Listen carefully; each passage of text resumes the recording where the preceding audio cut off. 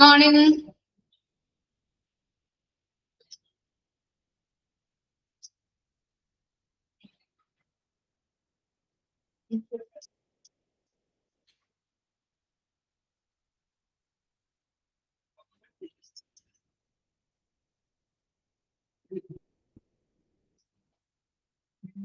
Revision ഒക്കെ start ചെയ്ത് തുടങ്ങിയോ? ചെയ്താ? Okay.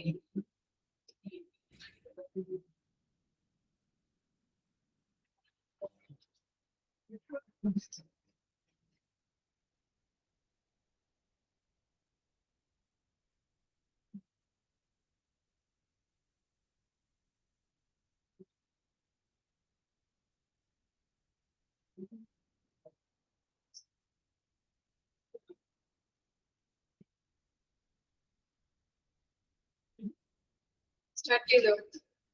എല്ലാവരും start ചെയ്തോ അല്ലെ? ചെയ്യാത്തവരുണ്ടോ റിവിഷൻ? സ്റ്റാർട്ട് ചെയ്യാത്തവര്? ഇല്ല, എല്ലാവരും സ്റ്റാർട്ട് ചെയ്തു. ഓക്കെ, മാർക്ക് വരുമ്പോ കാണാം റിവിഷൻ ചെയ്യാത്തവർ ആരാ, ഇല്ലാത്തത് ആരാന്നൊക്കെ, ചെയ്തത് ആരാന്നൊക്കെ. ഓക്കെ,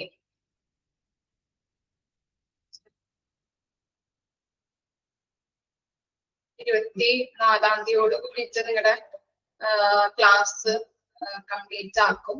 ഫസ്റ്റ് സെക്കൻഡ് മൊഡ്യൂള് അതിലെ exam okay, exam module exam ഉണ്ടാവും. എക്സാമിന്റെ ഇത് വന്നോ, ടൈം ടേബിൾ വന്നായിരുന്നോ? ഓക്കെ, അതനുസരിച്ച് എല്ലാവരും പഠിച്ച് തുടങ്ങുക കേട്ടോ.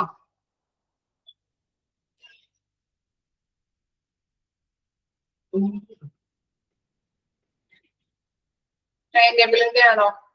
എന്ത് ഓപ്പൺ ആക്കാൻ പറ്റാത്ത? എല്ലാവർക്കും ഓപ്പൺ ആവുന്നില്ലേ?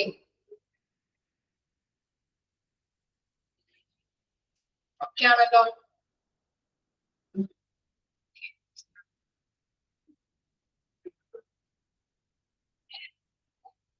ഓക്കെ, 1 hour ഉണ്ടാവുള്ളൂ. ഓക്കെ, എന്തെങ്കിലും ബുദ്ധിമുട്ട് ചിലപ്പോ ചില കുട്ടികൾക്ക് ഓപ്പൺ ആക്കാൻ പറ്റില്ല എന്ന് പറയുന്നുണ്ട്. അപ്പൊ ഓപ്പൺ ആയിട്ടുള്ളവർ ജസ്റ്റ് അങ്ങോട്ട് ഷെയർ ചെയ്തൊന്ന് കൊടുക്കുക കേട്ടോ. വാട്സപ്പ് ഗ്രൂപ്പിലേക്കോ ജസ്റ്റ് ഒന്ന് ഇട്ടാൽ മതി. അപ്പൊ പിന്നെ ഓപ്പൺ ചെയ്യാൻ പറ്റാത്തവർക്ക് അത് ഓപ്പൺ ആയിക്കോളും. ഓക്കെ, ഇപ്പൊ നമ്മള് ICU ആണ് എടുത്തുകൊണ്ടിരിക്കുന്നത്. ചാപ്റ്റർ 11 ആണ് ഫസ്റ്റ് മൊഡ്യൂള്. ഓക്കെ, നമ്മൾ എടുത്ത് നിർത്തിയത് ജൂനിയർ റെസിഡന്റ് ഇൻ ICU വരെയാണ് നമ്മൾ എടുത്ത് നിർത്തിയത്. അപ്പൊ അതിന്റെ 2 കാര്യങ്ങൾ നമ്മൾ ഡിസ്കസ് ചെയ്തായിരുന്നു. ഇതിൽ പറഞ്ഞിരിക്കുന്ന 2 കാര്യങ്ങൾ അല്ലെ. ഇനി നെക്സ്റ്റ് പോർഷൻ ആണ് ഇത് ICU അഡ്മിഷൻ ക്രൈറ്റീരിയ. ക്രൈറ്റീരിയ എന്ന് പറഞ്ഞാൽ എന്താ ക്രൈറ്റീരിയ?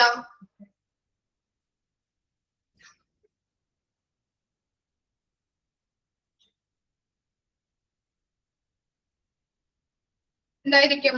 മാനദണ്ഡങ്ങൾ അല്ലെ. ക്രൈറ്റീരിയ എന്ന് പറഞ്ഞാൽ മാനദണ്ഡം. ഓക്കെ, ICU അഡ്മിഷനുമായിട്ട് ബന്ധപ്പെട്ട് അവിടെയുള്ള മാനദണ്ഡങ്ങൾ എന്തൊക്കെയാണെന്നാണ് അവിടെ കൊടുത്തിരിക്കുന്നത്. To optimize ICU resources and enhance outcomes, ICU admission should be gained on the basis of the combination of factors. അപ്പൊ കറക്റ്റ് ആയിട്ട് നമുക്ക് എന്താണ് അവിടെയുള്ള ICUയിലുള്ള മാനദണ്ഡങ്ങൾ എന്ന് പറഞ്ഞാൽ എന്താ ഒന്ന് പറഞ്ഞു കൊടുത്തേ. മാനദണ്ഡങ്ങൾ എന്ന് പറഞ്ഞാൽ സ്റ്റാൻഡേർഡ്സ് കാര്യങ്ങളൊക്കെ ഉണ്ടാവില്ലേ, അതിനെയാണ് ക്രൈറ്റീരിയ എന്ന് പറയുന്നത് അല്ലെങ്കിൽ മാനദണ്ഡം എന്ന് പറയുന്നത്. ഓക്കെ, എന്താണ് ICU റിസോഴ്സസുകൾ നമ്മൾ ഒപ്റ്റിമൈസ് ചെയ്തുകൊണ്ട് അല്ലെ, അവിടുത്തെ റിസോഴ്സസുകൾ വിഭവങ്ങൾ ഉപയോഗിച്ചുകൊണ്ട് ഒപ്റ്റിമം നമ്മൾ കെയർ കൊടുത്തുകൊണ്ട് അതിന്റെ എന്താ പറയണത് ഈ ഔട്ട്കംസ് അല്ലെ, പേഷ്യൻസിന്റെ റിസൾട്ട് നല്ല രീതിയിൽ ഉണ്ടാക്കിയെടുക്കാനായിട്ട് ഈ മാനദണ്ഡങ്ങൾ അല്ലെങ്കിൽ ക്രൈറ്റീരിയാസ് യൂസ് ചെയ്യുന്നുണ്ട്. ഓക്കെ, നമുക്ക് നോക്കാം എന്തൊക്കെയാണ്. ഫസ്റ്റ് വൺ എന്ന് പറയുന്നത് അതിൽ ഉൾപ്പെടുന്ന ഫാക്ടേഴ്സ് ആണ് കൊടുത്തിരിക്കുന്നത്. Prioritization in accordance with the to the patient's severity of the illness. Okay, എന്താണ് പേഷ്യൻസിന് നമ്മൾ പ്രയോറിറ്റൈസേഷൻ കൊടുക്കണം അല്ലെ. എന്താ പ്രയോറിറ്റൈസേഷൻ എന്ന് പറഞ്ഞാല് എന്തായിരിക്കും?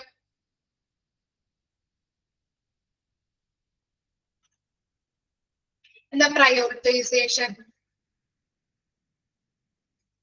മുൻഗണന കൊടുക്കുക, പ്രയോറിറ്റി കൊടുക്കുക അല്ലെ. ഓക്കെ, അപ്പൊ എങ്ങനെയാണ് പ്രയോറിറ്റി കൊടുക്കേണ്ടത്? ഐസിയിലോട്ട് കൊണ്ടുവരുന്ന പേഷ്യൻസിന്റെ സിവിയറിറ്റി, രോഗത്തിന്റെ തീവ്രത അനുസരിച്ച് ഓരോ പേഷ്യൻസിനും പ്രയോറിറ്റി കൊടുക്കുക. ഇനി നെക്സ്റ്റ് വരുന്നത് എന്തൊക്കെയാണ്? Specific patient needs such as life supportive therapies. Okay, എന്താണ് പേഷ്യൻസിന്റെ നീഡ്സ് അനുസരിച്ചുകൊണ്ട് അവർക്ക് സപ്പോർട്ടീവ് ആയിട്ടുള്ള കാര്യങ്ങൾ ചെയ്തു കൊടുക്കാം. ഇനി എന്താണ് ഡയഗ്നോസിസ്? എന്താണ് നമ്മള് ഇപ്പോ ഫോർ എക്സാമ്പിൾ പറയാം, ഡയഗ്നോസിസ് എന്ന് പറഞ്ഞാൽ രോഗനിർണയം നടത്തുക അല്ലെ. ഓക്കെ, ഫോർ എക്സാമ്പിൾ പറഞ്ഞു കഴിഞ്ഞിട്ടുണ്ടെങ്കിൽ കാർഡിയാക് അറസ്റ്റ് അല്ലെങ്കിൽ സ്ട്രോക്ക്, ഓക്കെ സ്ട്രോക്ക് ഒക്കെ ആയിട്ട് അല്ലെങ്കിൽ കാർഡിയാക് അറസ്റ്റുമായിട്ടൊക്കെ വരുന്ന രോഗികള് രോഗനിർണയം നടത്തി അത് എന്ത് ചെയ്യുന്നുണ്ട്? നമ്മൾ എന്ത് ചെയ്യുന്നു? ആദ്യം ഐസിയുലോട്ടാണ് കൊണ്ടുവരുന്നത് അല്ലെ. ഓക്കെ, അപ്പൊ അത്തരത്തിലുള്ള കാര്യങ്ങൾ ചെയ്തുകൊണ്ട് രോഗനിർണയം നടത്തിക്കൊണ്ട് ആളുകളെ ഐസിയുലോട്ട് ബന്ധപ്പെട്ട ഐസിയുലോട്ട് കൊണ്ടുവന്ന് കറക്റ്റ് ആയിട്ടുള്ള ട്രീറ്റ്മെന്റ് കൊടുക്കുന്നുണ്ട്. പിന്നെ എന്താണ് പ്രോഗ്നോസിസ്? പ്രോഗ്നോസിസ് എന്ന് പറഞ്ഞിട്ടുണ്ടെങ്കിൽ എന്താ ആയിരിക്കും? പ്രവചനം. ഓക്കെ, പ്രോഗ്നോസിസ് എന്ന് പറഞ്ഞാൽ പ്രവചനമാണ് അല്ലെ. ഇപ്പോ ചില ഡോക്ടേഴ്സ് വന്നിട്ട് രോഗിയെ കാണുമ്പോ രോഗിയുടെ കണ്ടീഷൻ അറിയുമ്പോ അല്ലെങ്കിൽ ചില ഡോക്ടേഴ്സിന് രോഗിയെ കാണുമ്പോൾ അറിയാൻ പറ്റും അല്ലെ, എന്താണ് രോഗം കണ്ടീഷൻ മോശമാണോ ഇല്ലയോ. അല്ലെങ്കിൽ ചില ഡോക്ടേഴ്സ് പറയാറുണ്ട് അല്ലെ, എത്രയും പെട്ടെന്ന് തന്നെ ഐസിയുലോട്ട് കൊണ്ടുവരും അല്ലെങ്കിൽ ഐസിയുലോട്ട് ഷിഫ്റ്റ് ചെയ്യാം എന്നൊക്കെ പറയാറുണ്ട് ഇല്ലേ.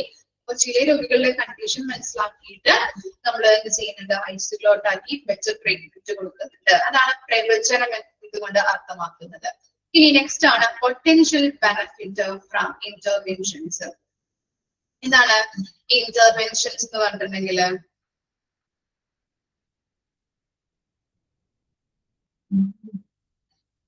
എന്താണ്? ഇടപെടൽ അല്ലെ. ഇടപെടലുകൾ, അതായത് സെയിം ടു എന്താണ് പ്രവചനവുമായിട്ട് ബന്ധപ്പെട്ടതാണ് കേട്ടോ. നമ്മൾ നേരത്തെ പറഞ്ഞ പോയിന്റ് ഇല്ലേ, അതുമായിട്ട് അതുമായിട്ട് ബന്ധപ്പെട്ടതാണ്. പ്രോഗ്നോസിസുമായിട്ട് ബന്ധപ്പെട്ടാണ്, സിമിലർ ആയിട്ടുള്ള പോയിന്റ് ആണ് ഇതിൽ വരുന്നത്. അതായത് രോഗിയുടെ ഇടപെടൽ, രോഗിയുമായിട്ടുള്ള ഇടപെടൽ, ഇപ്പൊ ഡോക്ടേഴ്സ് ആവാം അല്ലെ, ഇതൊക്കെ കറക്റ്റ് ആയിട്ട് അവർ രോഗിയുമായിട്ട് ഇടപെടലുകൾ നടത്തി കഴിഞ്ഞിട്ടുണ്ടെങ്കിൽ രോഗിക്ക് കറക്റ്റ് ആയിട്ടുള്ള ട്രീറ്റ്മെന്റ്, രോഗിയുടെ കറക്റ്റ് ആയിട്ടുള്ള മെഡിസിൻ കാര്യങ്ങളൊക്കെ കൊടുത്തു കഴിഞ്ഞാൽ നമുക്ക് ആ രോഗിയിൽ നിന്ന് ഒരു പോസിറ്റീവ് ആയിട്ടുള്ള റിസൾട്ട് നമുക്ക് കിട്ടും, അല്ലെങ്കിൽ ഔട്ട്കം കിട്ടുന്നുണ്ട് അല്ലെ. ഒരു പോസിറ്റീവ് ആയിട്ടുള്ള ഒരു ബെനിഫിറ്റ് അവിടെ ലഭിക്കുന്നുണ്ട് അല്ലെ. അപ്പൊ കറക്റ്റ് ആയിട്ടുള്ള ഇടപെടലുകൾ നമ്മൾ നടത്തി കഴിഞ്ഞിട്ടുണ്ടെങ്കിൽ എന്ത് ചെയ്യാൻ പറ്റും? ഒരു പോസിറ്റീവ് ആയിട്ടുള്ള ഒരു ഔട്ട്കം നമുക്ക് കിട്ടുന്നുണ്ട്. ഇനി ബെഡ് അവൈലബിലിറ്റി. ബെഡ് അവൈലബിലിറ്റി എന്ന് പറഞ്ഞാൽ എന്താണ്? ഓക്കെ, നമുക്കറിയാവുന്നതാണ് അല്ലെ. രോഗിക്ക് കിടക്കാനായിട്ടുള്ള അവൈലബിൾ ആയിട്ടുള്ള ബെഡ് അവിടെ ഉണ്ടായിരിക്കണം. ഇത്രയും കാര്യങ്ങളാണ് ഇതിൽ വരുന്നത്, ICU അഡ്മിഷൻ ക്രൈറ്റീരിയയിൽ വരുന്നത്. ഓക്കെ, അപ്പൊ അഡ്മിഷനുമായിട്ട് ബന്ധപ്പെട്ട് നമ്മൾ എന്തെല്ലാം കാര്യങ്ങൾ നമ്മൾ നോക്കാം, അല്ലെങ്കിൽ എന്തെല്ലാം കാര്യങ്ങൾ ചെക്ക് ചെയ്യേണ്ടതുണ്ട് എന്നുള്ള കാര്യങ്ങളാണ്. ഫാക്ടേഴ്സ് ആണ് അവിടെ കൊടുത്തിരിക്കുന്നത്. പ്രയോറിറ്റൈസേഷൻ കൊടുക്കണം, അതുപോലെ തന്നെ അവരുടെ നീഡ്സ് അനുസരിച്ചിട്ടുള്ള ഒരു ലൈഫ് സപ്പോർട്ട് പ്രൊവൈഡ് ചെയ്യാം, ഡയഗ്നോസിസ് ചെയ്യാം, അതുപോലെ തന്നെ പ്രവചനം അല്ലെ, പ്രോഗ്നോസിസ്, അതുപോലെ തന്നെ ഒരു ഇന്റർവെൻഷൻ ഇടപെടൽ നടത്തി കഴിഞ്ഞിട്ടുണ്ടെങ്കിൽ പോസിറ്റീവ് ഔട്ട്കംസ് കിട്ടുന്നുണ്ട്, ബെഡിന്റെ അവൈലബിലിറ്റി. ഓക്കെ, ഇനി നെക്സ്റ്റ് പോർഷൻ നോക്കാം, day to day care procedures. Okay, ഐസിയുമായിട്ട് ബന്ധപ്പെട്ട് day to day care procedures എന്തൊക്കെയാണ്? ഡേ ടു ഡേ നടത്തുന്ന പ്രൊസീജിയേഴ്സ്, കെയറുമായിട്ട് ബന്ധപ്പെട്ട കെയർ പ്രൊസീജിയേഴ്സ് എന്തൊക്കെയാണ്? ഫസ്റ്റ് വൺ എന്ന് പറയുന്നത് connection with the patient parent unit is necessary for proper treatment of patients in ICU. Okay, അവിടെ കൊടുത്തിട്ടുണ്ട് പാരന്റ് യൂണിറ്റ് എന്നല്ലേ. എന്താണ് പാരന്റ് യൂണിറ്റ് എന്ന് പറഞ്ഞാല്? പാരന്റ് യൂണിറ്റ് എന്ന് പറയുമ്പോൾ ഇപ്പോ കാർഡിയാക് അറസ്റ്റുമായിട്ട് വരുന്ന രോഗി അത് ഏത് ഐസിയുലോട്ടാണ് അദ്ദേഹത്തെ കൊണ്ടുപോകേണ്ടത് എന്ന് റെഫർ ചെയ്യുന്നത് ഏത് യൂണിറ്റ് ആയിരിക്കും? പാരന്റ് യൂണിറ്റ് ആയിരിക്കും. ഓക്കെ, അപ്പൊ അത്തരത്തിലുള്ള റെസ്പോൺസിബിലിറ്റി ആണ് പാരന്റ് യൂണിറ്റിനുള്ളത്. കാർഡിയാക് അറസ്റ്റുമായിട്ട് വരുന്ന രോഗിയാണെങ്കിൽ അദ്ദേഹത്തെ പരിശോധിച്ച് എന്താണ് രോഗം എന്നുള്ളത് കണ്ടെത്തി, എന്താണ് ലക്ഷണങ്ങൾ എന്നുള്ളത് കണ്ടെത്തി, കാർഡിയാക് അറസ്റ്റ് ആണെന്ന് കണ്ടെത്തി കഴിഞ്ഞിട്ടുണ്ടെങ്കിൽ അദ്ദേഹത്തെ ഏത് ഐസിയുക്ക് ഷിഫ്റ്റ് ചെയ്യണം എന്ന് പറഞ്ഞു കൊടുക്കുന്നത് പാരന്റ് യൂണിറ്റ് ആണ്. ഓക്കെ, അപ്പൊ എന്താണ് അത് കറക്റ്റ് ആയിട്ട് അതിന്റെ പ്രോപ്പർ ട്രീറ്റ്മെന്റ് ഒരു കണക്ഷൻ ഉണ്ടായിരിക്കും എന്നാ പറയുന്നത്. ഐസിയു അതുപോലെ തന്നെ പാരന്റ് യൂണിറ്റും തമ്മിലൊരു പ്രോപ്പർ ആയിട്ടൊരു ട്രീറ്റ്മെന്റ് കൊടുക്കുന്നതിന് വേണ്ടിയിട്ട് ഒരു പ്രോപ്പർ ആയിട്ടൊരു കണക്ഷൻ ഉണ്ടായിരിക്കും ഇവര് രണ്ടുപേരും തമ്മിൽ. ഓക്കെ, നെക്സ്റ്റ് എന്താണ്? The routine ICU rounds shall be held in morning at 9 to 11 a.m. under whom patient is admitted. The main decision regarding the treatment is taken in these rounds. അതായത് ഈ ICU rounds അതിന്റെ time എന്ന് പറയുന്നത് morning 9 to 11 a.m. ആണ്. Underline ചെയ്യാട്ടോ, ചോദിക്കാറുണ്ട്. ICU rounds അത് എപ്പോഴാണ് വരുന്നത്, എപ്പോഴാണ് അതിന്റെ ടൈം എന്നുള്ളത് മോർണിംഗ് 9 to 11 ആണ്. ഓക്കെ, അതുപോലെ തന്നെ ആ റൗണ്ട്സിന് വരുമ്പോഴാണ് മെയിൻ ആയിട്ടുള്ള ഡിസിഷൻ എടുക്കുന്നത്. എന്തിനെ കുറിച്ച്? രോഗിക്ക് ട്രീറ്റ്മെന്റ് കൊടുക്കേണ്ടതായിട്ടുള്ള, രോഗിയുടെ കണ്ടീഷൻ മനസ്സിലാക്കിയിട്ട് രോഗിക്ക് ട്രീറ്റ്മെന്റ്, ബെറ്റർ ട്രീറ്റ്മെന്റ് നൽകാനായിട്ടുള്ള ഒരു ഡിസിഷൻ അപ്പോഴാണ് സ്റ്റാർട്ട് ചെയ്യുന്നത്, അല്ലെങ്കിൽ എടുക്കുന്നത് അപ്പോഴാണ്. എന്തിൽ വരുമ്പോ? റൗണ്ട്സിന് വരുമ്പോ. ഇനി നെക്സ്റ്റ് ആണ് treatment initiated to patients in return by the senior resident posted in ICU extensive care in given to a patient. എന്താ പറയുന്നത്? ഐസിയുവിൽ ജോലി ചെയ്യുന്ന സീനിയർ റെസിഡന്റ് ഡോക്ടർ രോഗിക്ക് നൽകേണ്ട ചികിത്സകള് എഴുതി നിർദ്ദേശിക്കുന്നുണ്ട്. ഓക്കെ, രോഗികൾക്ക് നിർദ്ദേശിക്കേണ്ട അല്ലെങ്കിൽ രോഗികൾക്ക് കൊടുക്കേണ്ട ചികിത്സ എഴുതി അവരെ നിർദ്ദേശിക്കുകയും പിന്നെ രോഗിക്ക് എക്സ്റ്റെൻസീവ് ആയിട്ടുള്ള, തീവ്രമായിട്ടുള്ള, എക്സ്റ്റെൻസീവ് എന്ന് പറഞ്ഞിട്ടുണ്ടെങ്കിൽ വിപുലമായിട്ടുള്ളൊരു രോഗപരിചരണം കൊടുക്കാനായിട്ടും സഹായിക്കുന്നുണ്ട്. ഇത്തരം കാര്യങ്ങളാണ് എന്താണ് 3 കാര്യങ്ങൾ അല്ലെ നമ്മൾ പറഞ്ഞത്. ഓക്കെ, എന്തൊക്കെയാണ് നമ്മൾ പറഞ്ഞത്? നമ്മൾ 3 കാര്യങ്ങൾ പറഞ്ഞത് എന്തൊക്കെയാണ്? ഡേ ടു ഡേ കെയർ പ്രൊസീജിയറിൽ പറഞ്ഞത് പേരന്റ് യൂണിറ്റും അതുപോലെ തന്നെ ഐസിയും തമ്മിലൊരു കണക്ഷൻ ഉണ്ടായിരിക്കണം. പാരന്റ് യൂണിറ്റ് എന്ന് പറഞ്ഞിട്ടുണ്ടെങ്കിൽ ഒരു രോഗിയെ പെട്ടെന്ന് ഒരു കാർഡിയാക് അറസ്റ്റുമായിട്ടൊക്കെ വന്ന രോഗിയാണെങ്കിൽ, എക്സാമ്പിൾ പറയുന്നതാണ് കേട്ടോ. ഓക്കെ, പെട്ടെന്ന് മനസ്സിലാവാൻ വേണ്ടിയിട്ട് എക്സാമ്പിൾ പറഞ്ഞതാണ്. കാർഡിയാക് അറസ്റ്റ് ഒക്കെ ആയിട്ട് വന്ന രോഗിക്ക് എന്താണ്, ആ രോഗിയെ നമ്മൾ നോക്കി എന്താണ് രോഗനിർണയം നടത്തി കാർഡിയാക് അറസ്റ്റ് ആണെന്നുള്ളത് ഐഡന്റിഫൈ ചെയ്തു. എന്നിട്ട് എന്ത് ചെയ്തു? ഏത് ഐസിയുലോട്ടാണ് ഷിഫ്റ്റ് ചെയ്യേണ്ടത് എന്നുള്ളത് ഈ പാരന്റ് യൂണിറ്റ് ആണ് നിർദ്ദേശിക്കുന്നത്. അപ്പൊ പ്രോപ്പർ ആയിട്ടുള്ള ഒരു കണക്ഷൻ രണ്ടുപേരും തമ്മിൽ ഉണ്ടായിരിക്കണം, ഐസിയു പാരന്റ് യൂണിറ്റ് തമ്മിൽ. അതുപോലെ തന്നെ ICU റൗണ്ട്സ് എപ്പോഴാണ് അതിന്റെ ടൈം എന്ന് പറയുന്നത്? Morning 9 to 11 a.m. ആണ്. ഇനി അതുപോലെ തന്നെ എന്താണ്, ഇനി റൗണ്ട്സിന് വരുമ്പോഴാണ്, നിങ്ങൾ കണ്ടിട്ടുണ്ടാവും, നിങ്ങൾക്ക് എക്സ്പീരിയൻസ് ഉള്ള ആളുകളൊക്കെ ആണെങ്കിൽ മനസ്സിലാവും. ഈ ഡോക്ടേഴ്സ് റൗണ്ട്സിന് വരുമ്പോഴാണ് പേഷ്യന്റിന്റെ കണ്ടീഷൻ നോക്കിയിട്ട് ട്രീറ്റ്മെന്റുകൾ കൊടുക്കേണ്ടതുണ്ടോ, അല്ലെങ്കിൽ ഇപ്പൊ മരുന്നുകളൊക്കെ ചിലപ്പോ വെട്ടിക്കളയാം അല്ലെ, ഈ മരുന്ന് കൊടുക്കേണ്ട ആവശ്യമില്ല, ഇനി വേറെ മരുന്ന് എഴുതാം എന്നൊക്കെ പറയാറുണ്ട് അല്ലെ. അപ്പൊ കറക്റ്റ് ആയിട്ട് ഡിസിഷൻ എടുക്കുന്നത് ആ റൗണ്ട്സിന് വരുമ്പോഴാണ്. അതുപോലെ തന്നെ നെക്സ്റ്റ് പോയിന്റ് പറഞ്ഞത് ICUവിൽ ജോലി ചെയ്യുന്ന സീനിയർ റെസിഡന്റ് ഡോക്ടറാണ് രോഗിക്ക് നൽകേണ്ട ഈ ചികിത്സകൾ അത് എഴുതി അവര് കൊടുക്കുന്നത്, നിർദ്ദേശിക്കുന്നത്. അതുപോലെ തന്നെ എക്സ്റ്റെൻസീവ് ആയിട്ടുള്ള വിപുലമായിട്ടുള്ള കെയറും പേഷ്യൻസിന് ICUവിൽ കൊടുക്കുന്നുണ്ട്. ഓക്കെ, വായിച്ചു നോക്കിയ ക്രൈറ്റീരിയസ് ആൻഡ് പ്രൊസീജിയേഴ്സ് വായിച്ചു നോക്കാം കേട്ടോ.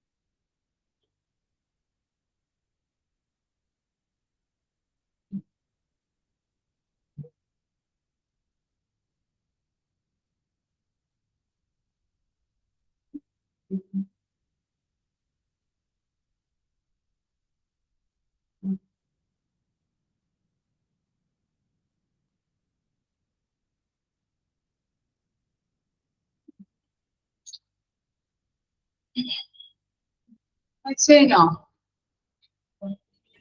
നെക്സ്റ്റ് വായിച്ചൊക്കെ ഡിസ്ചാർജ് പ്രൊസീജിയർ. അയച്ചു കഴിഞ്ഞവര് മാത്രം ഡിസ്ചാർജ് പ്രൊസീജിയർ ഒന്ന് വായിച്ചു നോക്കും കേട്ടോ.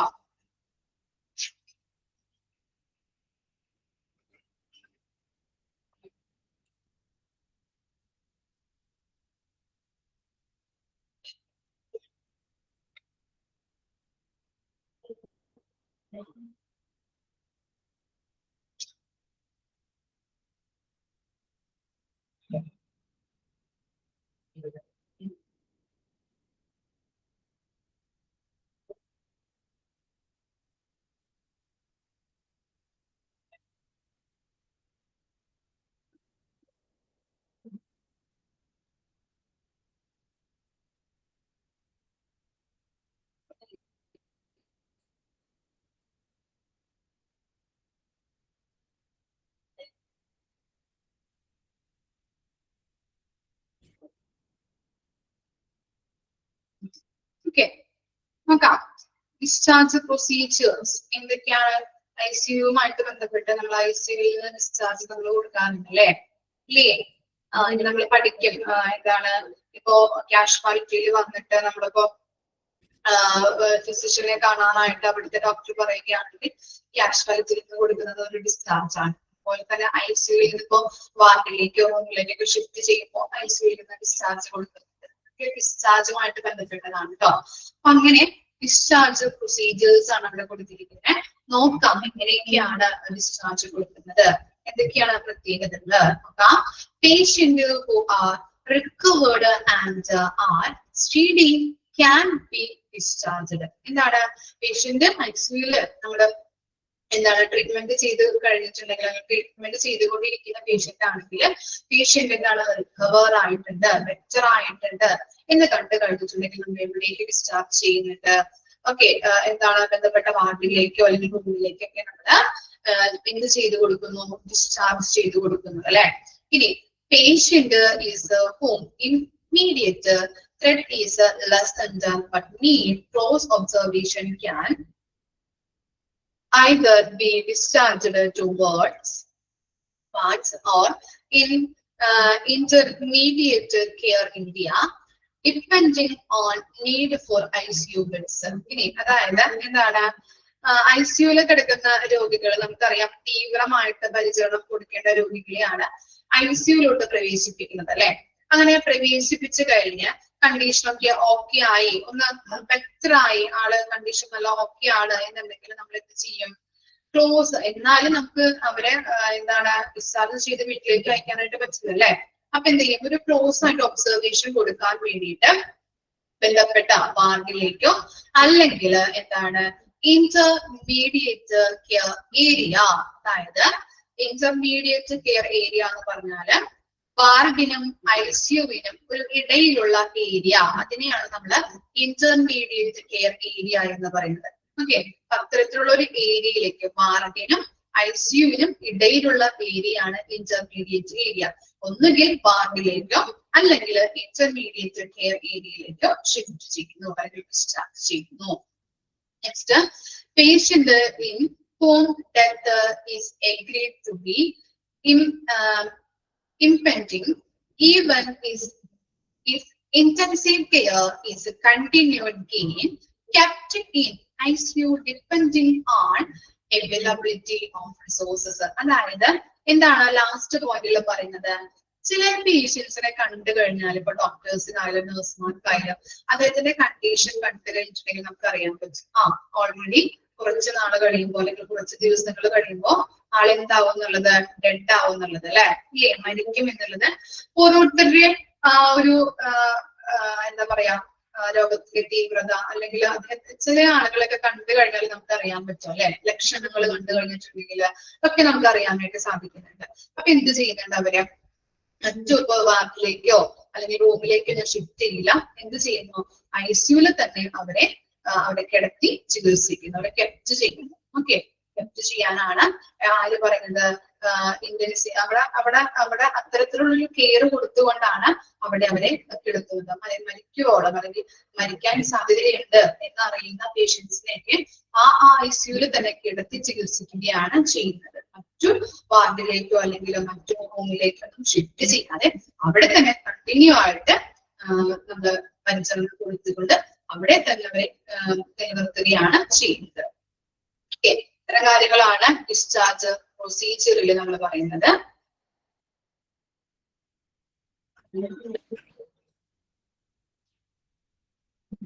നെക്സ്റ്റ് ആണ് responsibility of incharge of ICUs. ആരായിരിക്കും ICUന്റെ ഇൻചാർജർ എന്ന് പറയുന്നത്? എന്താ, ആരെയാണ് ICU ഇൻചാർജർ എന്ന് പറയുന്നത്?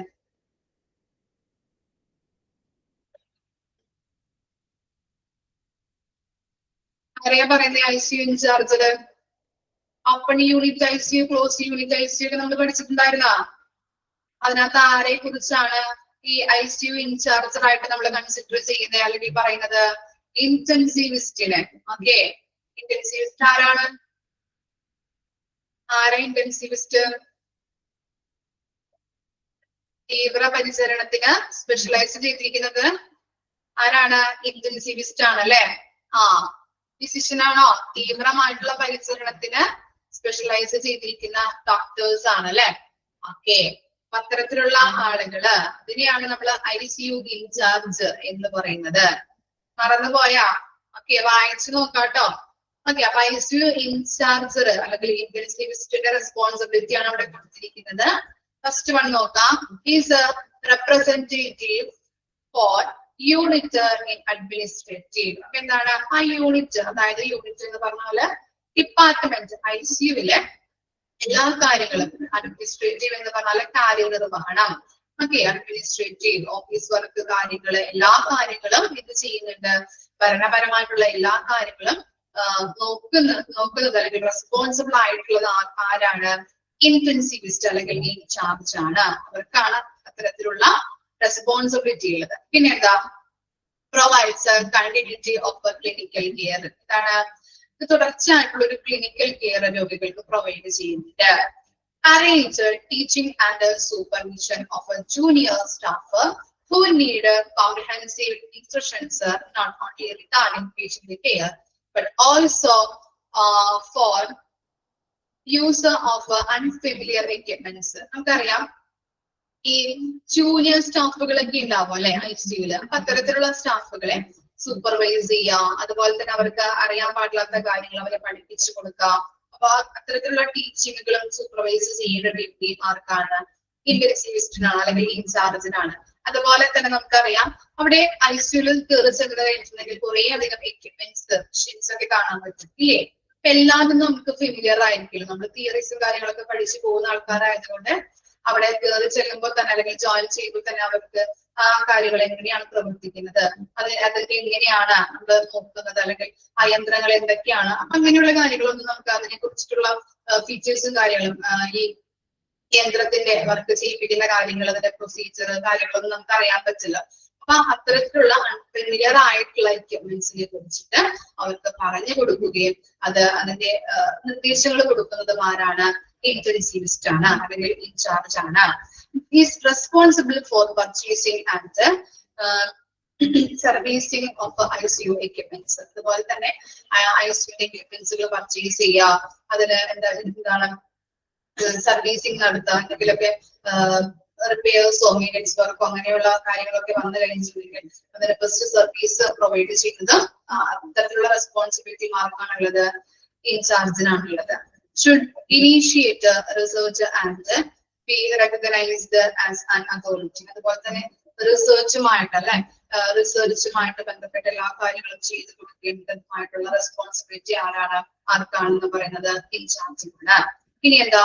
should review or treatment plan with the staff. അതുപോലെ തന്നെ എന്താണ് എല്ലാ ട്രീറ്റ്മെന്റിന്റെയും അവലോകനം. ഓക്കെ, പറഞ്ഞിട്ടുണ്ടെങ്കിൽ അവലോകനം. അപ്പൊ അത്തരത്തിലുള്ള കാര്യങ്ങൾക്ക് അവലോകനം, ട്രീറ്റ്മെന്റിനെ കുറിച്ചുള്ള അവലോകനങ്ങൾ നടത്താനായിട്ട് സ്റ്റാഫുകളുമായിട്ട് അവിടെ മറ്റു സ്റ്റാഫുകൾ ഉണ്ടാവുമല്ലോ, ആ സ്റ്റാഫുകളോട് കൂടി ചേർന്നുകൊണ്ട് ട്രീറ്റ്മെന്റിനെ കുറിച്ച്, രോഗികൾക്ക് കൊടുക്കേണ്ട ട്രീറ്റ്മെന്റിനെ കുറിച്ചുള്ള അവലോകനം നടത്തേണ്ട ഡ്യൂട്ടി ആർക്കാണുള്ളത്? ഇൻചാർജിനാണ് ഉള്ളത്. ഓക്കെ, ഇത്തരം കാര്യങ്ങളാണ് റെസ്പോൺസിബിലിറ്റിയുമായിട്ട് ബന്ധപ്പെട്ടത്. ഡിസ്ചാർജ് പ്രൊസീജിയറും അതുപോലെ തന്നെ റെസ്പോൺസിബിലിറ്റി ഓഫ് ഇൻചാർജ് വായിച്ചു നോക്കാം.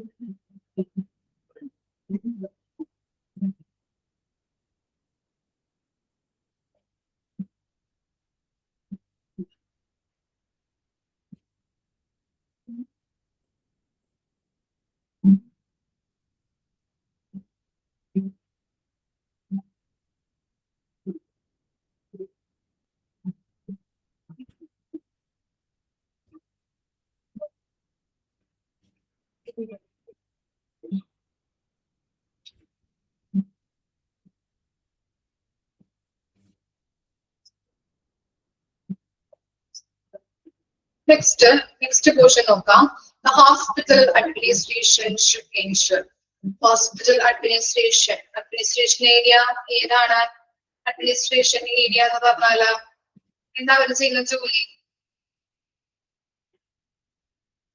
ഹോസ്പിറ്റൽ അഡ്മിനിസ്ട്രേഷൻ ഏരിയ എന്ന് പറഞ്ഞാല്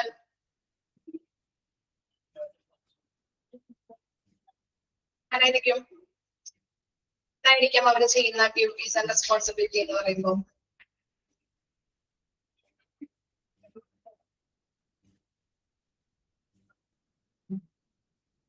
എന്താണ് ഹോസ്പിറ്റലിലെ ഏറ്റവും ടോപ്പ് പൊസിഷൻ അല്ലെങ്കിൽ ഏറ്റവും ഫസ്റ്റ് പൊസിഷനിലുള്ള ഡിപ്പാർട്ട്മെന്റ് ആണ് ഇത് അഡ്മിനിസ്ട്രേഷൻ ഏരിയ എന്ന് പറഞ്ഞാൽ അല്ലെ. അവരാണ് ഓരോ ഡിപ്പാർട്ട്മെന്റുകൾക്കും എങ്ങനെയാണ് ഏത് ഗൈഡ് ലൈൻസ്, ഏത് പോളിസിയിലൂടെ പ്രവർത്തിക്കണം എന്നൊക്കെ റിട്ടേൺ ചെയ്ത് കൊടുക്കുന്നത് അല്ലെ. അഡ്മിനിസ്ട്രേഷൻ ഏരിയ ഉറപ്പുവരുത്തേണ്ട കാര്യങ്ങൾ എന്തൊക്കെയാണെന്നാണ് നമ്മൾ ഓരോ ചാപ്റ്റർ പഠിക്കുമ്പോഴും അഡ്മിനിസ്ട്രേഷൻ ഏരിയ ഉറപ്പുവരുത്തേണ്ട കാര്യങ്ങൾ നമ്മൾ പഠിക്കാറുണ്ട്. ഓക്കെ, ഐസിയുലും അത്തരത്തിലുള്ള കാര്യങ്ങൾ നമുക്ക് നോക്കേണ്ടതുണ്ട്. നോക്കാം. ഫസ്റ്റ് വൺ എന്താണ്? And suitable environment for patient safety അല്ലെ. പേഷ്യന്റ് സേഫ്റ്റി, പേഷ്യന്റിന്റെ സുരക്ഷിതത്വം ഉറപ്പാക്കുന്നതിന് വേണ്ടതായിട്ടുള്ള ഒരു എൻവയോൺമെന്റ് ഉണ്ടോ ഐസിയുല് എന്നുള്ളത് ഉറപ്പുവരുത്തണം.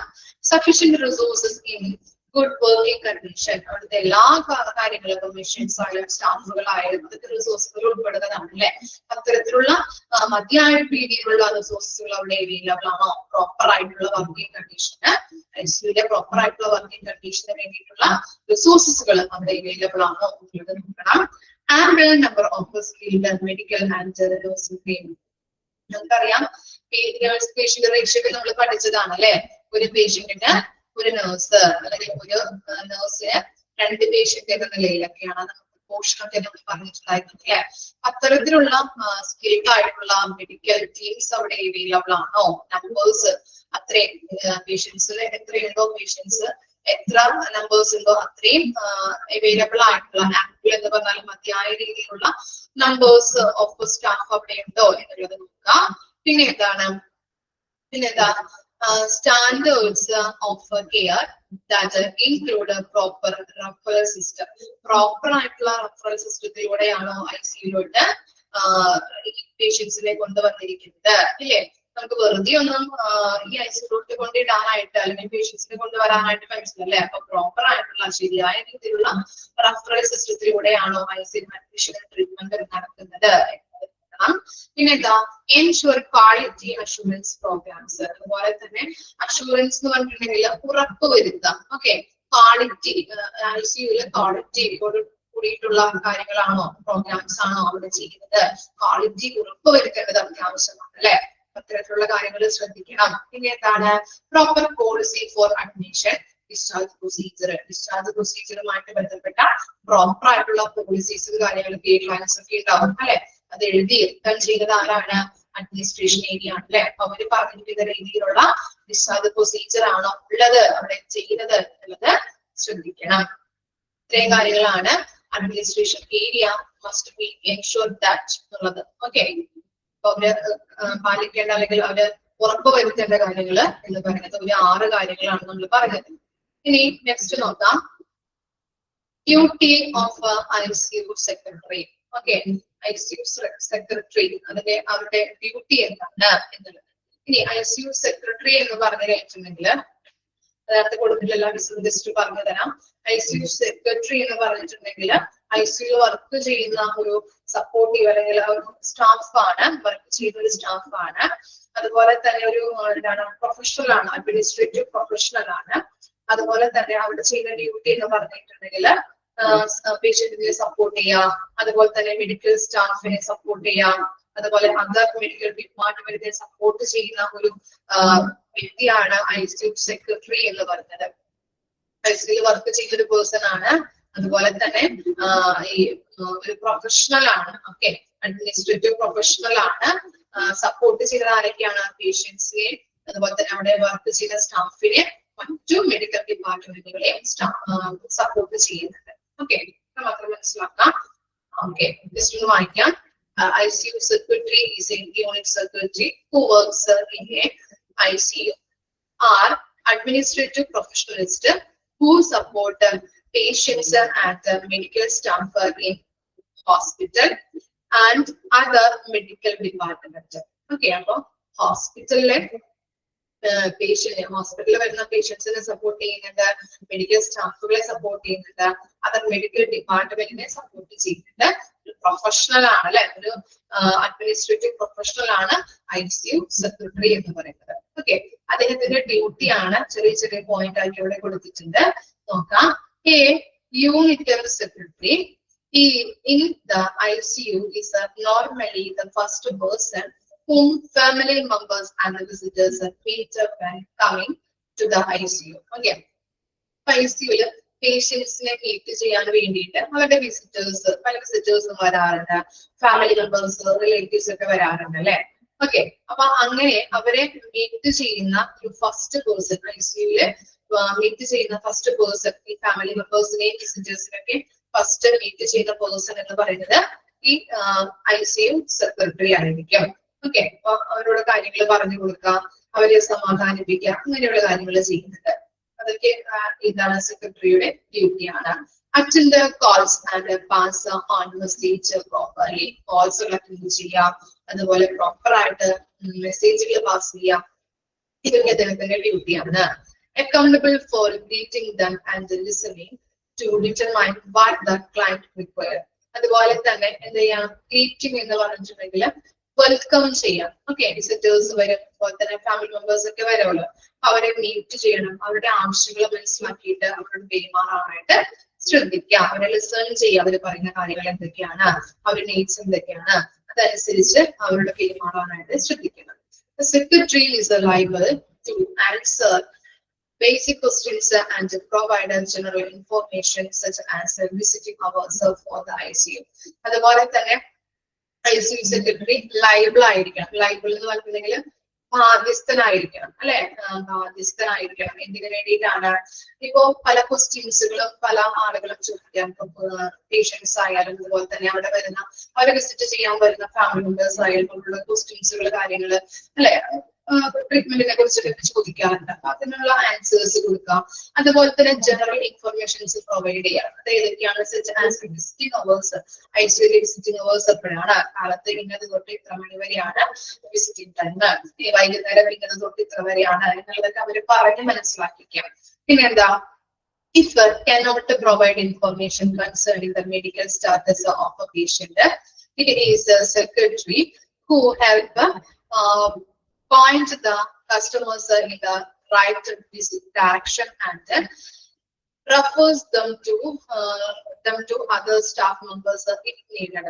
അതായത് ഇവിടെ പറയുന്നത് ഐസിയുവിൽ പ്രവേശിപ്പിച്ച രോഗികളെ റിലേറ്റീവ്സ് ഇപ്പോ പുറത്തിരിക്കുന്നുണ്ടാവും അല്ലെ, അവർക്ക് ഇപ്പോ എന്താണ്, അയ്യോ എന്താ ചെയ്യുന്നത്, ഇപ്പൊ എന്തൊക്കെ ട്രീറ്റ്മെന്റ് ആയിരിക്കും, അവരുടെ അപ്ഡേഷൻസ് കാര്യങ്ങൾ ഇപ്പോ ബെറ്റർ ആയിട്ടുണ്ടോ എന്നൊക്കെ ആഗ്രഹം ഉണ്ടാവും. അപ്പൊ അവർക്ക് അറിയാനായിട്ട് റിലേറ്റീവ്സ് അല്ലെ. ഐസിയുവിൽ ഇരിക്കുമ്പോൾ നമുക്ക് രോഗിയെ കാണാൻ പറ്റില്ല, ജസ്റ്റ് അതിന് പുറത്ത് മാത്രം നമ്മൾ ഇങ്ങനെ കാലത്ത് തൊട്ട് വൈകുന്നേരം വരെ അവിടെ ഇരിക്കേണ്ടതായിട്ട് വരാറുണ്ട് അല്ലെ, ഇല്ലേ? ഓക്കെ, ഇപ്പൊ എന്തെങ്കിലുമൊക്കെ ഡോക്ടേഴ്സിന്റെ എന്താ പറയാ, ഈ റൗണ്ട്സിന്റെ ടൈം ആകുമ്പോൾ ഡോക്ടേഴ്സ് ഓരോരുത്തരെ വിളിക്കും. ഇപ്പൊ എന്റെ മദറിലൊക്കെ ഐസിയുല് കിടന്നപ്പോ ഞങ്ങൾ ഇങ്ങനെ അവിടെ വരാന്തയിൽ അവിടെ ഇരിക്കും. വിസിറ്റേഴ്സിനും അതുപോലെ തന്നെ ഫാമിലി മെമ്പേഴ്സിനൊക്കെ ഇരിക്കാനായിട്ട് ചെയേഴ്സും അല്ലെ, സീറ്റിംഗ് അറേഞ്ച്മെന്റ്സ് കാര്യങ്ങളൊക്കെ ഹോസ്പിറ്റലുണ്ടല്ലേ, അവിടെ ഇരുന്ന് അത് കഴിഞ്ഞ് ഡോക്ടർ വരുമ്പോ നമ്മളെ വിളിക്കും. ഡോക്ടർ രോഗിയുടെ കാര്യങ്ങൾ പറയും, എങ്ങനെയാണ്, ബെറ്റർ ആയോ അല്ലെങ്കിൽ ഇപ്പോ ലോ ലെവൽ ആണോ എന്നുള്ളത് നമുക്ക് പറയും. അപ്പൊ എന്താണ്, അവിടെ ഐസിയുവിന്റെ ഉള്ളിൽ ഒരു മൈക്ക് ഉണ്ട്, അതിലൂടെ നമുക്ക് വിളിച്ചു പറയും. അപ്പൊ ഇന്ന പേരാണ്, രോഗിയുടെ പേര് വിളിച്ചു പറയും. അപ്പൊ എന്ത് ചെയ്യും, നമ്മൾ അവിടെ പോകും. അങ്ങനെയാണ് ഓരോ സെക്ഷനാണ്, മെഡിക്കൽ ഐസിയു ഉണ്ട്, ന്യൂറോ ഐസിയു ഉണ്ട്, അങ്ങനെ ഓരോ സെക്ഷനാണ്. അപ്പൊ ഓരോ സെക്ഷന്റെയും ഡോക്ടേഴ്സ് വരുമ്പോ ഓരോ സെക്ഷനിലുള്ള ഐസിയുലുള്ള ആളുകളുടെ പേര് വിളിച്ചു പറയും. എന്നിട്ട് നമ്മൾ അവിടെ ചെന്ന് ഡോക്ടറെ കാണും, ഡോക്ടർ കാര്യങ്ങൾ പറയും. അങ്ങനെയാണ് ചെയ്യുന്നത്. അപ്പൊ അത്തരത്തിൽ ഇപ്പൊ നമുക്കായാലും എന്താണ് അറിയാനായിട്ടുള്ള ഒരു ആഗ്രഹം, രോഗിയുടെ കണ്ടീഷൻ എങ്ങനെയാണ്, ഐസിയുന്ന് മാറ്റോ ഷിഫ്റ്റ് ചെയ്യോ, അതൊക്കെ ഒരു നമുക്ക് എന്താണ് ഐസിയുന്റെ അവിടെ ഐസിയു കയറ്റി കഴിഞ്ഞിട്ടുണ്ടെങ്കിൽ നമുക്കൊരു വെറുപ്പാണ് അവിടെ ഇരിക്കാനായിട്ട്. കാരണം എന്താ, ഇരിക്കാനും കിടക്കാനും പറ്റാത്തൊരവസ്ഥയാണ് അല്ലെ. ആ സാഹചര്യം എക്സ്പീരിയൻസ് ഉള്ള ആളുകൾക്കൊക്കെ അത് അറിയാൻ പറ്റും. വളരെ ബുദ്ധിമുട്ടാണ് അവിടെ നിൽക്കാനായിട്ട്, കിടക്കാനായിട്ട്, ഇരിക്കാൻ പറ്റില്ല അല്ലെ, ഭയങ്കര ബുദ്ധിമുട്ടാണ്. അപ്പൊ അതൊക്കെ അപ്പൊ ഷിഫ്റ്റ് ചെയ്യുന്ന കാര്യങ്ങൾ പെട്ടെന്ന് തന്നെ ഷിഫ്റ്റ് ചെയ്യാനായിട്ട് നമ്മൾ പ്രാർത്ഥിക്കാറുണ്ടല്ലേ. റൂമിലേക്കൊക്കെ ഷിഫ്റ്റ് ചെയ്ത് കഴിഞ്ഞിട്ടുണ്ടെങ്കിൽ നമുക്കൊന്ന് ജസ്റ്റ് ഒന്ന് എന്താ ജസ്റ്റ് ഒന്ന് നമുക്ക് ജസ്റ്റ് ഒന്ന് നമുക്ക് തന്നെ കിടക്കാൻ പറ്റും. ഇപ്പൊ രോഗിക്ക് കിടക്കുമ്പോഴും എന്താണ് ഈ ബൈസ്റ്റാൻഡർക്ക് നിൽക്കാനായിട്ട് അല്ലെങ്കിൽ കിടക്കാനായിട്ടൊക്കെ ഒരു പെട്ടും കാര്യങ്ങളൊക്കെ ഉണ്ടാവില്ല. ജസ്റ്റ് ഒന്ന് കിടക്കുകയും ചെയ്യാം അല്ലെ. അങ്ങനെ ഒരു ബുദ്ധിമുട്ടാണ് നമുക്ക് ഐസിയുവിന്റെ ഉള്ളിൽ ഇപ്പൊ രോഗി കിടക്കുകയാണെങ്കിൽ നമുക്ക് പുറത്ത് നിൽക്കുന്ന ആളുകൾക്കൊക്കെ ഭയങ്കര ബുദ്ധിമുട്ടാണ്. അപ്പൊ അത്തരത്തിലുള്ള കാര്യങ്ങൾ അറിയാൻ വേണ്ടിയിട്ട് അവർക്ക് ആഗ്രഹം ഉണ്ടാവും. അങ്ങനെ ആഗ്രഹം ഉണ്ടെങ്കിൽ ഇപ്പൊ സെക്രട്ടറി ആണ് റെസ്പോൺസിബിലിറ്റി എന്ന് പറയുന്നത്, ഓരോ കാര്യങ്ങളും പറഞ്ഞു കൊടുക്കാനായിട്ട്. അതുപോലെ തന്നെ ഇപ്പൊ സ്റ്റാഫുകളോട് അപ്ഡേഷൻസ് ഒക്കെ ചോദിച്ചാൽ മതി, അവരോട് ചോദിച്ചു കഴിഞ്ഞാൽ പറഞ്ഞു തരും എന്നുള്ളത്. ഐസിയുവിൽ നിന്ന് നഴ്സുമാരൊക്കെ ഉണ്ടാവുമല്ലോ, ആ സ്റ്റാഫിനോട് ചോദിച്ചു കഴിഞ്ഞിട്ടുണ്ടെങ്കിൽ അല്ലെങ്കിൽ ഡോക്ടേഴ്സിനോട് ചോദിച്ചു കഴിഞ്ഞാൽ ഇങ്ങനെയുള്ള തീരുമാനങ്ങൾ എടുക്കാനായിട്ട് സാധിക്കും, അല്ലെങ്കിൽ ഇങ്ങനെയുള്ള കാര്യങ്ങൾ അവർ പറഞ്ഞു തരും എന്നുള്ളത് ഈ സെക്രട്ടറിയുടെ റെസ്പോൺസിബിലിറ്റി ആണ്. വിസിറ്റേഴ്സിനോടോ ഫാമിലി മെമ്പേഴ്സിനോടോ പറഞ്ഞു കൊടുക്കുക എന്നത്. അതാണ് ആ പോയിന്റിൽ പറയുന്നത്. ഇനി നെക്സ്റ്റ് പോയിന്റിൽ പറയുന്നത് എന്താണെന്ന് വെച്ചാല് perform clerical task, update status in computer. കമ്പ്യൂട്ടേഴ്സിൽ എന്ത് ചെയ്യണം, നമ്മള് ഇപ്പോ ക്ലറിക്കൽ ടാസ്ക് എന്ന് പറഞ്ഞിട്ടുണ്ടെങ്കിൽ ബില്ലിങ്, പേയ്മെന്റ് നടത്തുന്ന കാര്യങ്ങൾ അതൊക്കെ നമ്മള് റെക്കോർഡ് ചെയ്യാം. അതുപോലെ തന്നെ ബിൽഡിംഗ് സ്റ്റാറ്റസ് അപ്ഡേറ്റ് ചെയ്യാം. അത്ര കാര്യങ്ങള് കമ്പ്യൂട്ടറിൽ അപ്ഡേറ്റ് ചെയ്യുന്ന ഡ്യൂട്ടി ഈ സെക്രട്ടറിക്കാണ്. Maintains files and organize the patient reports. Files maintain ചെയ്യാം, patient reports organize ചെയ്യാം. ഇത്ര കാര്യങ്ങൾ ചെയ്യുന്ന ഡ്യൂട്ടി ഐസിയു സെക്രട്ടറിയുടേതാണ്. Work with the other department to coordinate care services. ഇതാണ് മറ്റു ഡിപ്പാർട്ട്മെന്റുകൾ തമ്മിൽ കോർഡിനേറ്റ് ചെയ്ത് നല്ല രീതിയിൽ പ്രവർത്തിക്കേണ്ട ഒരു ഡ്യൂട്ടി ആരുടേതാണ്, ഐസിയു സെക്രട്ടറിയുടേതാണ്. ഇത്തരം കാര്യങ്ങളാണ് ഐസിയു സെക്രട്ടറിയുടെ ഡ്യൂട്ടീസ് എന്ന് പറയുന്നത്. വായിച്ചു നോക്കിയും ഇതോടുകൂടി നമ്മുടെ ചർച്ച കംപ്ലീറ്റ് ആയിട്ടുണ്ട് കേട്ടോ. അഞ്ചാമത്തെ പോയിന്റ് എന്ന് പറഞ്ഞാൽ ഇപ്പോ ഫാമിലി മെമ്പേഴ്സിനൊക്കെ ആഗ്രഹം ഉണ്ടാവില്ലേ, പുറത്തിരിക്കുന്ന ആളുകൾക്ക് അകത്തുള്ള ആളുകൾ നമുക്ക് കാണാൻ പറ്റില്ലല്ലോ മെമ്പേഴ്സിനെയൊക്കെ, ഈ പേഷ്യൻസിനെയൊക്കെ. അപ്പൊ അവരുടെ കാര്യങ്ങൾ അറിയാനായിട്ട് ആഗ്രഹം ഉണ്ടാവും പുറത്തിരിക്കുന്ന ഫാമിലി മെമ്പേഴ്സിന്. ഓക്കെ, അപ്പൊ ഈ സെക്രട്ടറി ആണ് അവരോട് വന്ന് പറയുന്നത് എന്താണ്, ഇപ്പോ അകത്തുള്ള നഴ്സുമാരോട് അല്ലെങ്കിൽ ഡോക്ടേഴ്സിനോട് ചോദിച്ചു കഴിഞ്ഞാൽ വിവരങ്ങൾ അറിയാൻ പറ്റും എന്നുള്ളത് എന്ത് ചെയ്യണം, ഈ സെക്രട്ടറി വന്ന് വിസിറ്റേഴ്സിനോട് പറയാം. അപ്പൊ അത്തരത്തിലുള്ള ഡ്യൂട്ടി ആരുടേതാണ്, സെക്രട്ടറിയുടേതാണ് എന്നാണ് ഇതിൽ കൊടുത്തിരിക്കുന്നത്. ഒന്നല്ലെങ്കിൽ സെക്രട്ടറി വന്ന് പറയാം, അല്ലെങ്കിൽ ഈ സ്റ്റാഫുകളോട് ചോദിക്കാനായിട്ട് പറയും.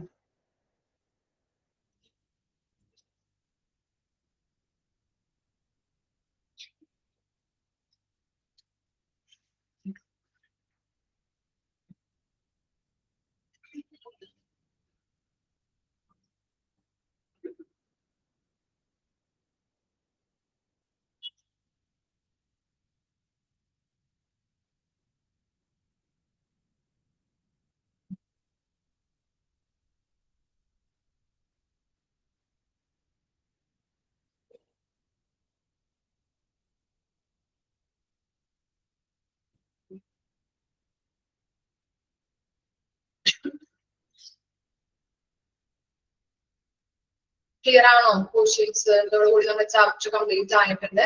ഇനി ഏതെങ്കിലും ആർക്കെങ്കിലും പറയാൻ പറ്റുമോ? എനിക്ക് ബുദ്ധിമുട്ടുണ്ട് പറയാനായിട്ട്. ഒന്ന് ജസ്റ്റ് ഒന്ന് പറഞ്ഞു കൊടുക്കും സ്നേഹയ്ക്ക്. ക്ലിയർ ആയവർ ജസ്റ്റ് ഒന്ന് പറഞ്ഞു കൊടുക്കാം കേട്ടോ, ഞാൻ മ്യൂട്ട് ചെയ്യാം. തൊണ്ടയ്ക്ക് ഇത്തിരി ബുദ്ധിമുട്ടുള്ളത് കൊണ്ടാണ്.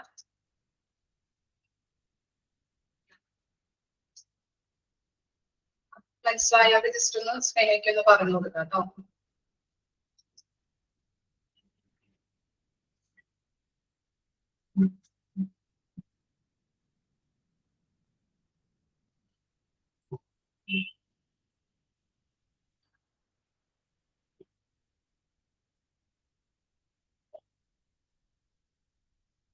ആരെങ്കിലും ഒന്ന് പറഞ്ഞു കൊടുക്കോ?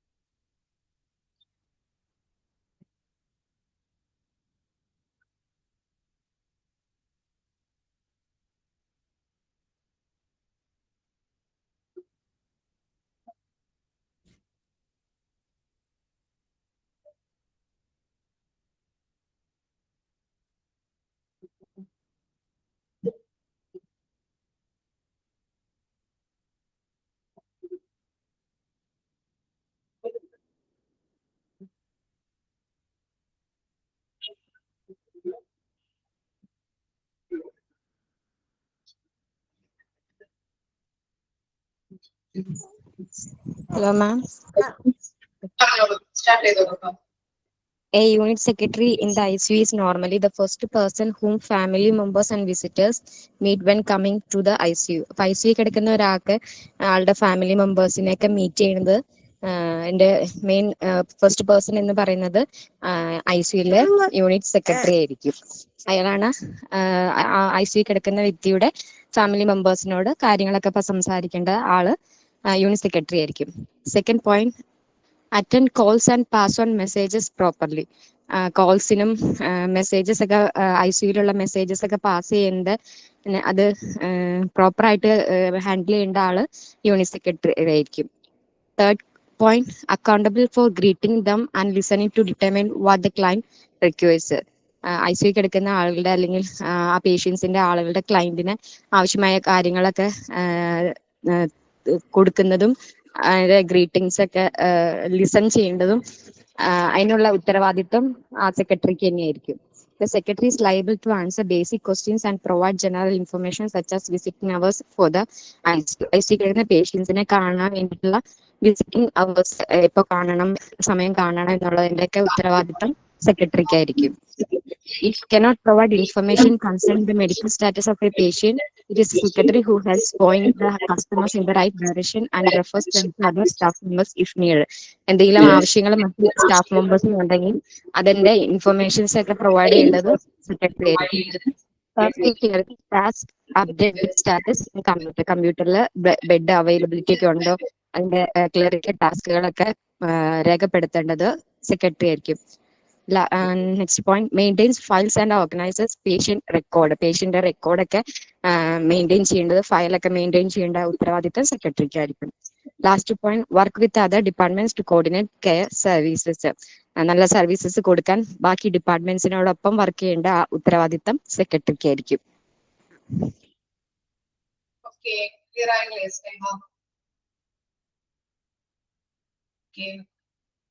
നമ്മുടെ ചാപ്റ്റേഴ്സ് കംപ്ലീറ്റ് ആയിട്ടുണ്ട്. എല്ലാവരും ഡിവിഷനൊക്കെ സ്റ്റാർട്ട് ചെയ്തു പറഞ്ഞു. കറക്റ്റ് ആയിട്ട് നിങ്ങൾ പഠിച്ചു കേട്ടോ. കുട്ടികളൊക്കെ ഉണ്ട്, അതറിയാം. ബുദ്ധിമുട്ടുകളൊക്കെ ഉണ്ടാവും. കിട്ടുന്ന സമയം പാഴാക്കാതെ കറക്റ്റ് ആയിട്ട് പഠിച്ചു പോകാനായിട്ട് ശ്രമിക്കാം. ഓക്കെ, അപ്പൊ നമുക്ക് നെക്സ്റ്റ് ക്ലാസ്സോടെ നമുക്ക് റിവിഷൻ സ്റ്റാർട്ട് ചെയ്യാം. റിവിഷൻ തുടങ്ങാം. ക്ലാസ് കിട്ടുള്ളൂ. ഓക്കെ, ബുധനാഴ്ച വരെയുള്ള ക്ലാസ്.